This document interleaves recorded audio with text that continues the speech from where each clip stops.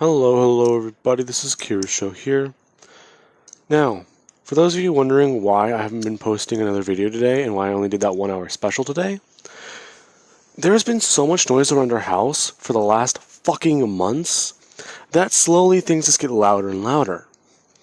Along with the fact that now we have door alarms, so each time we open the doors, it's a loud fucking sound that I pick up in the background of my videos. I went over the recording for the last part whenever I was editing it, and I picked up the sound, which is saying something of how loud it is. Because I can hear my nephew screaming downstairs. He does not pick up on my mic. Neither do our dogs barking outside. And they are loud. I legit believe I have to pause the recording and check to see if they're in the audio. But they're never in. Not once, I've found. But that alarm goes off, being picked up by my microphone, even while I'm facing away from it, and 200 feet away from it, I'll pick it up. It's so annoying. And that's saying a lot because this mic can pick up when I'm breathing. And it's like currently 2 inches from my face. Now let's begin. Okay, that wasn't as long as the other ones. Now, let me begin. When we last left off, Deku, he had just heard from Toga that from what she saw in his memory, from what she saw in Ida's memories, whenever she did copy his quirk again, was that he actually did get a phone call, explaining the whole hero killer taking down his brother, if not making him being forced into retirement early. Now everyone, they're in class and they are told that they need to pick internships. Which is whenever Deku, he actually is thinking about this more. He is looking for different internships, finding that there are ones, if not every single internship he sees, is looking to hire him, if not take him on. But this is a bit difficult. He can't really find a really good one, and even then, he's trying to figure out what's going on with Ida. He's trying to put himself in Ida's shoes. Exactly how would he feel if someone he cared about were injured, if not taken away? Which is whenever he would actually just turn his head looking at Momo. As he actually does remember the events whenever they were going up against the elites. He tries thinking about that scenario going a bit differently. And he actually does, as he is writing down on his paper, still looking at her, and he immediately just snaps his pencil, which everyone hears. I want to say Bakugo being right in front of Deku, he would immediately just turn around and immediately just ask him what's going on, as he sees Deku staring at Momo. He's trying to figure this out as he would just start whispering to Deku, if not at least pass him a note, asking exactly what happened. Did him and her break up, or as Deku would just have to, re-say something, if not pass him another note. It would give the explanations to no, and it's about Ida. He's going after Stain. If not Stain, he's going after the hero killer. Which Deku or Bakugo would somewhat not understand. Until Deku would just tell Shinsho, if not wave a hand. I want to say they'd have a specialized signal actually, to link them up mentally. But let's just say for now that Deku just passes him a note, telling him to link up everyone. Shinsho would do so as they all begin to talk. Deku explained to Shinsho and everyone exactly what happened, along with Toga actually giving an explanation. They would all just be staring down at their papers, acting regularly, while no one else knows about this conversation. Now, because of that, I want to say that they would all come to terms on one internship. Todoroki being somewhat hesitant to go there. He would pick endeavors, as he will now actually have to face, if not talk to his father. Now, Todoroki, he is hesitant to actually speak to him, but he figures that he'll just, Endeavor might just try doing that whole stick again, where he makes him a super weapon. Now, begrudgingly, everyone would go, and they'd split up in agencies in that town. Actually, no, let's say they all go to Endeavor's agency. Because I do feel like he would just not send in. Yeah, I want to say he wouldn't send an internship invite to Sue or. I want to say Sue or even May, but a lot of these people I don't see him actually sending invites to. So let's just say for now that it's Deku, Bakugo, Momo, Todoroki, and, well, I want to say Kirishima, but probably not, but that's about it. If not, at least Shinsho to bring him along. He would be going to the same internship as Ida, as he actually just try and tag along with him. Now, that being said, everyone is a bit confused as to why they're all splitting up, and they would all just be explaining that Todoroki's agency might be the best one for them, since sparring against Endeavor could prove to be very good. If not, the experience can be very well, or do them some good. Now, let us begin. Deku, he's talking, and he's actually explaining things to everyone as to what they're going to do. Basically, keep an eye on Ida and make sure he doesn't, well, get away from his internship. As Shinsho can just provide, basically, he's like a spy for them. But begrudgingly, he'd only tell them, if not talk to them through his phone. Now, with that being said, I do want to say, whenever they do get to Endeavor's agency, he would somewhat greet them very nicely. If not, he doesn't try and startle them. He would actually try talking to Todoroki and getting close to him. Todoroki just giving him the cold shoulder. I'm sorry, everyone. I needed that pun. Now, with that being said, he would just try talking with Todoroki and, well, finding that it's not working. He wouldn't try going on to saying that he's using his quirk, he's using his Endeavor's fire. He somewhat gave up on that crusade after he got his kneecaps broken. He is now just trying to build a bridge between a father and son. But that's not even working. Deku would just walk past Endeavor as he would just say that, "Don't worry, he's always been that stubborn. You must be Midoriya, correct?" "Yes, I am." "So, what do you know about him?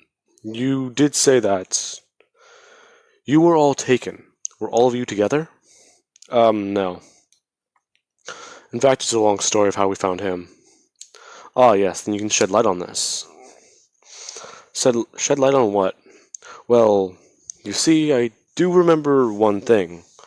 Before, well, before I passed out." And Ray was screaming. "Who's Ray?" "Todoroki's mother. I've tried visiting her in the hospital, but they would not allow me to see her. Her just screaming about reptilian men and dreadlocks. Do these ring any bells to you?" No, not really. Why do you ask?" "Well, I wanted to say because while I was laying there on my front door, I did see something unusual. They took off into the air and just went straight up, never coming back down. Did they take a ship, or did they just fly away on a plane? It doesn't make sense, because that was one of the most advanced things I've ever seen. It didn't sound like a plane. It was silent. It was fast. It was crazy. So, I've somewhat come up with a theory about that." As Endeavor would slowly get interrupted by one of his interns. Him actually saying thank you which surprises Todoroki. He just doesn't believe it, as he thinks it's all just an act. Now, because of that, Endeavor, he would just be coaching everyone, if not telling them how to, fight, if not how to use different styles for their quirks. He actually does try and be a teacher, and he slowly approaches Todoroki about a different way to use his ice. Somewhat surprising him because he's not urging him to use fire. So, he would try asking about the whole half and half ability, since he apparently does need to switch. Since when can he use both sides with one element? Since I went to space. Oh, I'm just asking a question. And I gave you an answer. Now, Endeavor still does not believe this. Until one thing happens. Deku somewhat having to hide his bag because it usually makes a sound. If not, it likes to, scream a little bit. Him usually just tossing in a bag of potato chips to get it to calm down. If not, some jerky or some food. Now, eventually Endeavor would find out exactly what this is, as he would one day hear the bag and somewhat go to throw fire at it, because he thinks there's something inside, if not a stowaway. Deku would have immediately jumped in the way of it, protecting the Neomorph. As Endeavor would just ask exactly what the hell that little thing is. Deku just somewhat having it climb onto his shoulder, he would just say that this is a pet. In fact, he calls it Teddy. Teddy? Who the hell is Teddy? Why Teddy? Oh, after this old president named Teddy Roosevelt. The dude was a badass. Okay. Now, if you guys don't understand why I'm saying he named a neomorph Teddy Roosevelt, look up Teddy Roosevelt and see some of the shit he has done. He's held boxing matches in the White House, and whenever he essentially got hit in the face and had his vision get messed up, he switched to martial arts and became a black belt. Along with the fact that he once got shot mid-speech, killed the assassin, I'm not pronouncing that at all right, assassin, there we go, and he then continued giving the speech, insulting the man, then going to the hospital to get the bullet removed. Actually, I don't even think he got the bullet removed. I think he just got it patched up. The dude's a badass, so I feel like the Neomorph would be named Teddy Roosevelt. Like, that is something I could see Deku just doing, out of pure reason. Now, if you guys can think of a better badasses like Bruce Lee or what? Samuel L. Jackson, he's a big badass because I remember watching Pulp Fiction. But if you guys can tell me at all better names and reasons why, I would love to read all of those. I'm not lying to you. I will read every single one. Now, sorry about that. Sorry, that's not what we're here for. Jeez. Now,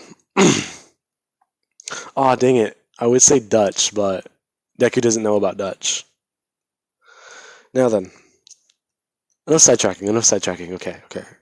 Now, Endeavor would just somewhat be aware of this, as he actually does look at this little pet. He would just turn off his fire and, try petting it. If not, trying to be friendly. The Neomorph would have accepted this, somewhat just grabbing onto Endeavor's finger. As Todoroki is a bit more, he's inclined to at least open up to Endeavor. If not, try having a conversation with him for once. Now, because of that, Todoroki, he's going to be less Todoroki. Now then, eventually, let us cut to the actual hero attack. Now then, Deku and everyone's going on patrol with different people, as Todoroki, or well, Shinsho would finally respond to one of, if not everyone in the group chat. Because I want to say they'd at least get one set up for this particular event. Now, he would immediately just send out where they are, what street they're on, along with the direction Ida's heading in. As they would all take off, leaving Endeavor there. Endeavor being confused until he is met with a punch to the face. As this is now war against a Nomu. With that being said, Endeavor, he would not be alone though, as Todoroki is actually fighting with him. As Todoroki would help Endeavor take down a Nomu, and learn a bit more about Endeavor's weapon, where he creates a spear of fire. He would see that and think that would be useful, as he would actually try shooting a spike out of his hand, if not at least throwing a spike of ice through his fingertip, and immediately stab it through Nomu's brain. As he actually just looked down at his finger, finding that that was actually very easy. As Endeavor's just staring at him, realizing that if he never gave up on his goal and actually listened with Todoroki and was a good father, he could have been quite a good hero, but if he did continue though he was, he could have been more of a villain. Which somewhat frightens him, actually. No parent wants their child to be a villain. No one wants their child to be like that. Now, sidetracking again. Back to I was going to say USJ. Back to the Hero Killer event. Everyone will finally arrive in the alley as Shinsho, he is holding, if not stopping the Hero Killer's blade from hitting Ida with his telepathy, or telekinesis. He's doing so as he would immediately try to do a psychic attack against the Hero Killer. Trying to fight off his head, he actually does look into it a bit, finding his reasons, if not his insanity. Immediately jumping out and at least telling everyone to stay away from his blade. That's how his quirk works. As the Hero Killer is a bit confused, Deku would immediately walk into the alley as he does have his suit on, and he would immediately just draw, his staff as he actually does unfold it and immediately just break it down into two swords, immediately just dropping one to the ground, telling Stain that they are going to be fighting. Do you believe you'll be able to fight me with one sword? Oh, do you have another one? Well, as Deku just immediately kicks his blade upwards, grabbing with his hand immediately just charging at Stain. Stain would pull his second sword, because I do believe he did have another one. No, actually, I don't believe he did. Now I'm trying to think back on the anime. Yeah, I want to say Deku, he would just at least... he would pick it up off the ground as he would immediately come in, charging at Stain. He would immediately link the two back up together as he would just be countering, if not slashing, swords with the man, clashing them. They begin going back and forth until eventually Deku, he would do one thing. He would finally cut into Stain's face and immediately just back away from him, as Stain somewhat tried cutting into Deku. Deku actually finding a hole in his uniform. Being a bit confused, he immediately just essentially runs his finger over the area, finding that there's no blood. Stain barely managed to get through the fiber, but it ripped whenever he did jump away. So he at least did make a good call. Now, Stain, he's realizing that he's actually outnumbered if that boy is skilled in blades, because he's not sure exactly who else is.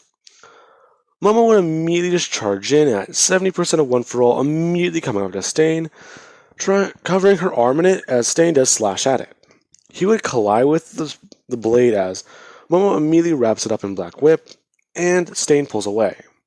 As soon as he pulls away, he actually does find that his blade breaks in half, and he's just left with the hilt of his sword, as Momo still has it in her arm. She would just immediately undo Black Whip as it would fall to the ground, saying that that was, about it. So, are you done?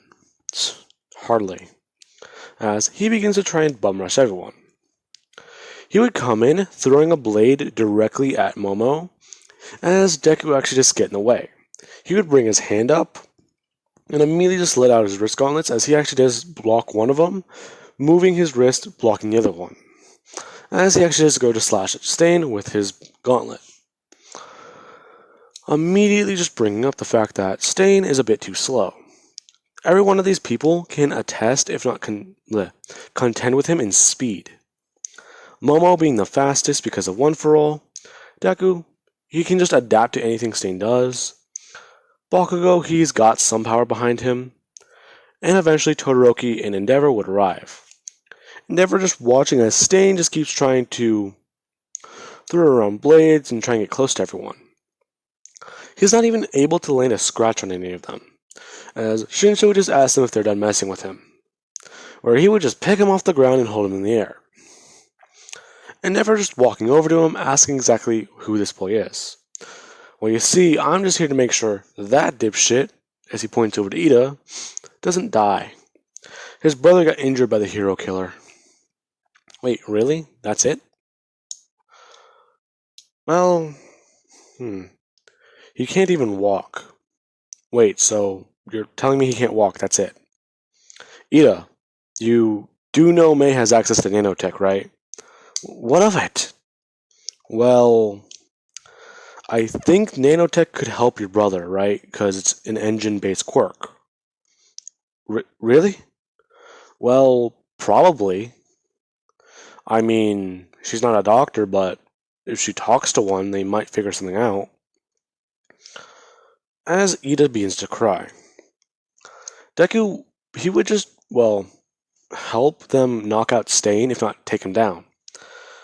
Essentially just staying floating in the air for an extended period of time, which would eventually get annoying, so Shinsho would just smash it against the walls until he gets unconscious. I don't know. Because, really, the only way I can see this going is Deku just punching Stain's face in like Batman. Now, with that being said, Deku, he would finally have one simple thing. Recognition. If not a sense of pride. As not only is he helping Ida, he just stopped this hero killer. Along with the fact that he just stopped the death of another hero. So for once he's saving life instead of taking it. So he kind of does understand All Might a little bit better now. Now, with that being said, I want to say after the internships, they would have been given a day off. If not on one of their days, they would have made contact with May, getting her set up with a doctor, as she would have to explain a bit of nanotech to Ingenium, finally meeting him. Along with the fact that Ida does want to see, if not understand why Deku is this way. He would one day be brought aboard the ship, as he's not sure exactly what this place is. He thinks that they're just in some cave hideout that's so fancy and so ominous looking, until the ship immediately just comes out of the cave, blasting off into space. And he is left with one simple thing. Surprise, motherfucker, you're on a spaceship. Now, he's a bit in shock as May would just show him exactly what this tech is, showing him a chip and exactly how they did it, along with showing footage in the hospital of Ingenium being able to at least move his toes. Along with explaining that he also does have nanites circulating through his system. Basically, these help send electrical currents, if not help them carry to his brain. Along with the fact that the tissue will heal, but the nanites are just speeding it up a little bit. Nanomachines, son.